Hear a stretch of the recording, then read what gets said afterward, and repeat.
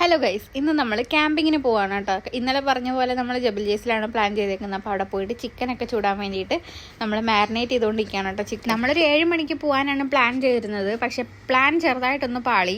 നന്ദുവണ്ണനും ആർത്തേച്ചിയൊക്കെ വന്നപ്പോഴത്തേക്കും 9-9:30 മണിയായി കേട്ടോ. അവർക്കിന്ന് ഓഫ് ഡേ ആയതുകൊണ്ട് വേറെ പരിപാടികളൊക്കെ അങ്ങനെ അവർ വന്നിട്ട് നേരെ ഫുഡ് കഴിച്ചു കേട്ടോ. ചോറും വാളക്കറിയൊക്കെ ഉണ്ടായിരുന്നു. അവർ വരുമെന്ന് വിചാരിച്ചിട്ട് ഇന്ന് ചോറൊക്കെ ഒരുപാട് ഉണ്ടാക്കിയിട്ടുണ്ടായിരുന്നു. അങ്ങനെ അവരെല്ലാവരും ചോറൊക്കെ കഴിച്ചു. നമ്മൾ പോകാൻ വേണ്ടിയിട്ട് ഇറങ്ങാം കേട്ടോ. ചിക്കൻ എന്തായാലും നല്ല രീതിയിൽ മാരിനേറ്റ് ചെയ്ത് വെച്ചത് കൊണ്ട് ചിക്കനൊക്കെ സെറ്റ് ആയിട്ടുണ്ടായിരുന്നു കേട്ടോ. ജബൽ ജേസി പോകാനുള്ള പ്ലാൻ നമ്മൾ ഉപേക്ഷിച്ചത് കൊണ്ട് അടുത്തതായിട്ട് നമ്മൾ എവിടെ പോകുമെന്നുള്ളതായിരുന്നു അടുത്ത ആലോചന. അങ്ങനെ ആലോചിച്ച് നമ്മളൊരു സ്ഥലം കണ്ടെത്തി. അതാണ് കേട്ടോ അജ്മാൻ ബീച്ച്. അവിടെയാണ് ശരിക്കും കുറേ ആൾക്കാർ വേറെയൊക്കെ ക്യാമ്പിങ്ങിന് വരുന്നത്. അങ്ങനെ നമ്മൾ അവിടെ പോയി സ്പോട്ടൊക്കെ കണ്ടുപിടിച്ച് വന്നപ്പോഴത്തേക്ക് ഏതാണ്ട് ഒരു 12 മണിയായി കേട്ടോ. അങ്ങനെ നമ്മൾ ക്യാമ്പിങ് തുടങ്ങി. നമ്മളവിടെ തീയൊക്കെ കത്തിച്ച് സെറ്റായിട്ടൊക്കെ വന്നപ്പോൾ ഏതാണ്ട് ഒരു 12-12:30 മണിയായി കേട്ടോ. പിന്നെ നമ്മൾ ചിക്കനൊക്കെ എടുത്ത് നമ്മൾ മാരിനേറ്റ് ചെയ്ത ചിക്കനൊക്കെ എടുത്ത് ചുട്ട് കുറച്ച് വൈബൊക്കെ അടിച്ച്.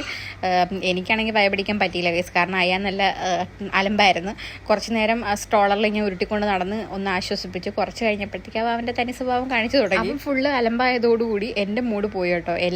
എല്ലാ അമ്മമാർക്കും ഇങ്ങനെയായിരിക്കും. നമ്മളിങ്ങനെ ബേബീസിനെ കൊണ്ടൊക്കെ പോകുമ്പോഴത്തേക്കും എല്ലാവരും എൻജോയ് ചെയ്യുമ്പോഴത്തേക്കും നമുക്ക് മാത്രം ആ എൻജോയ്മെൻറ്റ് കിട്ടത്തില്ലല്ലോ. അപ്പം നമുക്കൊരു വിഷമം തോന്നൂലേ? ആ വിഷമം എനിക്കും തോന്നിയായിരുന്നു കേട്ടോ. പിന്നെ കുഴപ്പമില്ല, നമ്മുടെ ബേബി കുറേ ആൾക്കാർ അവിടെ ടെൻ്റൊക്കെ അടിച്ചിട്ട് ക്യാമ്പ് ചെയ്യുന്നുണ്ട്. അതാണ് റിയൽ ക്യാമ്പിങ്. നമ്മളതൊരു ഉടായ്പ ക്യാമ്പിംഗ് ആണ്. അതുകൊണ്ട് നമ്മൾ കെട്ടിപ്പറക്കി നേരത്തെ തന്നെ വീട്ടിൽ പോയി കേട്ടോ. ഒരു 2-2:30 ആയപ്പോഴത്തേക്കും നമ്മൾ റൂം പിടിച്ചു. അവർ നേരെ ദുബായിക്ക്, നമ്മൾ നേരെ അജ്മലിലേക്ക് വന്നു കേട്ടോ. അപ്പോൾ അത്രയേ ഉള്ളൂ. ടാറ്റാ.